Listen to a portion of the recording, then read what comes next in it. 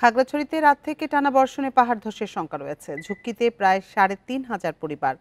কলাবাগান, সবুজ বাগান, শালবন, কুমিল্লার টিলাকে অতি ঝুঁকিপূর্ণ এলাকা হিসেবে চিহ্নিত করা হয়েছে। পাহাড় ধসে প্রাণহানি এড়াতে বিভিন্ন স্থানে মাইকিং করা হচ্ছে। এছাড়া বাড়ি বাড়ি গিয়ে মানুষকে ঝুঁকিপূর্ণ এলাকা থেকে সরে আসার আহ্বান জানায় জেলা প্রশাসন। পাহাড়ি সড়কে মাটি ধসে যাওয়ার শঙ্কা মোকাবেলায় কাজ করছে সড়ক ও জনপথ বিভাগ। প্রস্তুত রাখা হয়েছে জনবল ও মাটি সরানোর সরঞ্জাম। এদিকে বৃষ্টি অব্যাহত থাকায় দীঘিনালার মাইনী নদীর পানি বাড়ছে।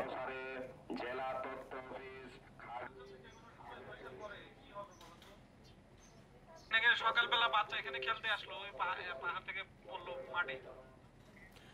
পাহাড় ধসের শঙ্কা নিয়ে বিস্তারিত জানাতে এবার খাগড়াছড়ি থেকে আমাদের সাথে যোগ দিচ্ছেন সহকর্মী সমীর মল্লিক। সমীর, খাগড়াছড়ির আবহাওয়া পরিস্থিতি আজকে কেমন দেখছেন এবং পাহাড়ের পাদদেশে যারা থাকেন তাদেরকে সরিয়ে নেওয়া হয়েছে কিনা?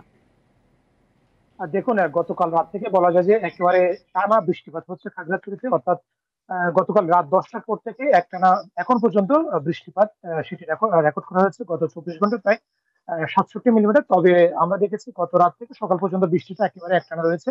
এরই মধ্যে খাগড়াছড়িতে সবচেয়ে বৃষ্টিপাতের যে সংখ্যাটি করা হয় পাহাড় ধসের সংখ্যা, এর মধ্যে খাগড়াছড়ি জেলা প্রশাসনের পক্ষ থেকে অন্তত 3,500 পরিবারকে পাহাড় ধসের ঝুঁকিতে রয়েছে বলে চিহ্নিত করা হয়েছে। এর মধ্যে সবচেয়ে যে সমস্ত এলাকাগুলো ঝুঁকিপূর্ণ রয়েছে, বিশেষ করে শালবন, সবুজবাগ, কলাবাগান, মোল্লাপাড়া, 18 পরিবার সহ বেশ কিছু এলাকায় গতকালকে জেলা প্রশাসনের পক্ষ থেকে সেখানে জেলা প্রশাসনের অতিরিক্ত জেলা ম্যাজিস্ট্রেট এবং একই সাথে সদর উপজেলা নির্বাহী কর্মকর্তা সুজন চন্দ্র রায় তারা ঘটনাস্থলগুলো পরিদর্শন করেছে এবং যে সমস্ত এলাকাগুলোতে ঝুঁকিপূর্ণভাবে বসবাস করছে সেখানে কিন্তু মাইকিং করে তাদেরকে সরিয়ে আসার জন্য বলা হয়েছে এবং যে সমস্ত ঝুঁকিপূর্ণ এলাকা রয়েছে সেখানকার স্থানীয় যে সরকারি প্রাথমিক বিদ্যালয়গুলো রয়েছে সেগুলোকে কিন্তু ইতিমধ্যে আশ্রয় কেন্দ্র হিসেবে ঘোষণা করেছে। এবং আমরা দেখেছি গতকাল রাতেও কিন্তু এই যে যারা পাহাড়ের পাদদেশে ঝুঁকি নিয়ে বসবাস করছে তাদেরকে সরে আসার জন্য উপজেলা প্রশাসন এবং জেলা প্রশাসনের পক্ষ থেকে মাইকিং করা হয়েছে।